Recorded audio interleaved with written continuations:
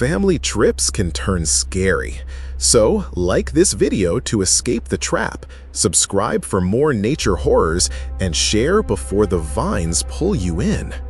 In a large forest far from cities, where trees grow thick and paths lead to unknown places, a group of friends decided to explore.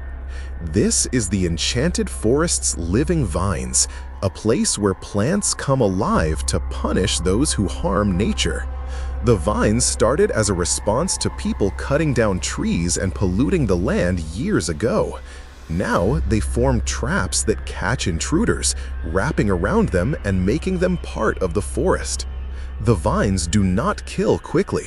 They hold people, forcing them to face their mistakes against the environment while slowly taking their strength.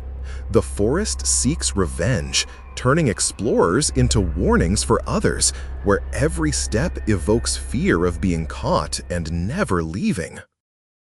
The trap waits for the careless.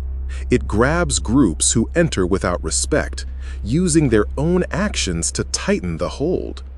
In this story, we join 4 friends on a camping trip. Sarah, the leader who loves adventures. Her brother Tom, a quiet guy who follows along. Their friend Lisa, who knows about plants. And Mike, the joker who does not take things seriously. They drove to the forest edge one weekend, excited for hiking and camping. Sarah had read about the area online, but ignored warnings of strange events. They packed tents, food, and maps, laughing as they started the trail.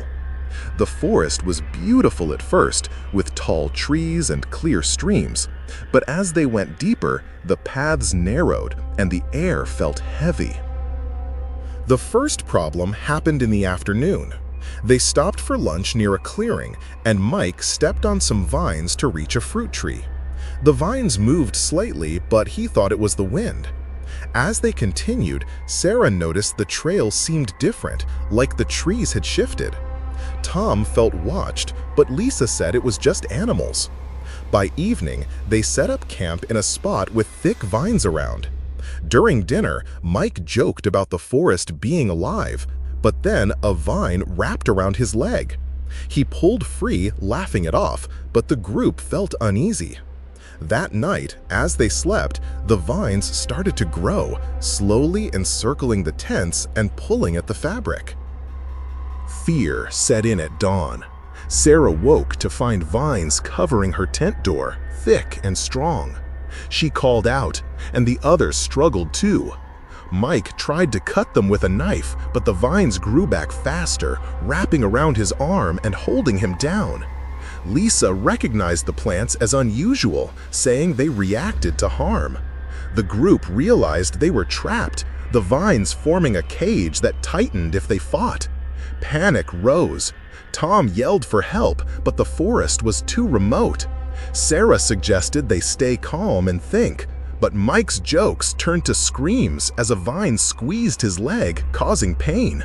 Lisa explained the vines might be punishing them for small acts, like Mike stepping on plants or their trash left behind. The day dragged on with growing desperation. The vines pulled them closer together, forcing the group to talk. Sarah admitted she ignored the warnings to prove she was brave. Tom shared he felt left out in the family. Lisa confessed she knew about the forest's dangers but stayed quiet to fit in. Mike, in pain, said his jokes hid his fear of being alone. The vines seemed to listen, loosening slightly when they spoke honestly, but tightening when they argued.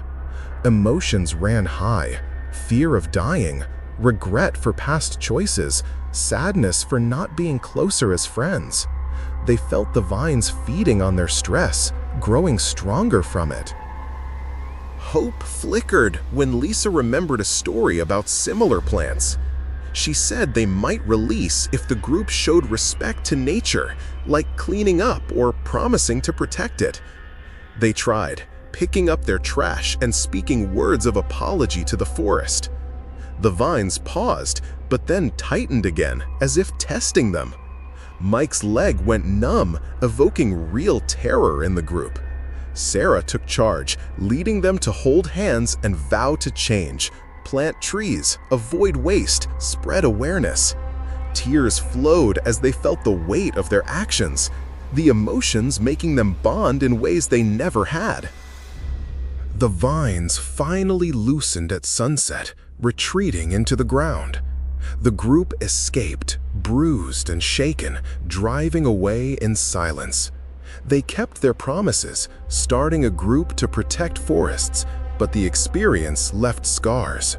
Months later, small vines appeared in their homes, on windowsills or in gardens, a reminder that the forest's trap could return if they broke their word. The emotions lingered, gratitude for survival, but constant fear of the vine's reach. The friends stayed close, their trip a turning point, but the haunting vines evoked ongoing caution. They warned others, saying, "Nature remembers harm and can fight back."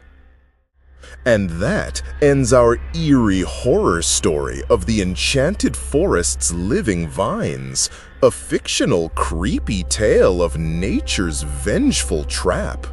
If this has made you feel the fear of being caught, subscribe to Phantom Myths for more original horrors from the wild.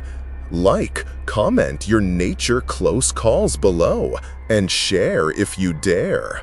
Until next time, respect the forest, or it might respect you back in ways you don't want.